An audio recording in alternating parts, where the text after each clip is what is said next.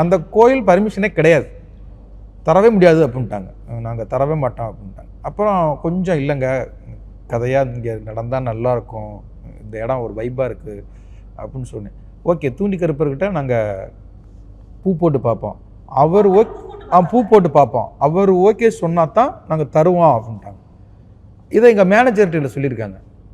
அப்படின்னா அவங்க ஓகே அப்படின்ட்டு போய் சாமி கும்பிட்டு போட்டிருக்காங்க, கொடுக்கல.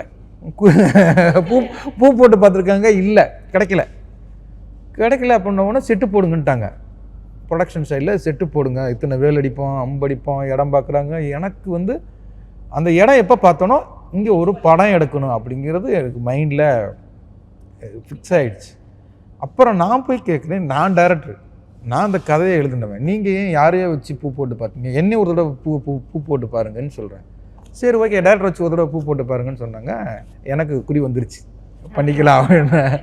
அதுவே ஒரு பெரிய சர்ப்ரைஸாக இருந்துச்சு. எல்லாரும் ஷாக்காக, எது கிடச்சிருச்சா அப்படின்னு சொல்லி.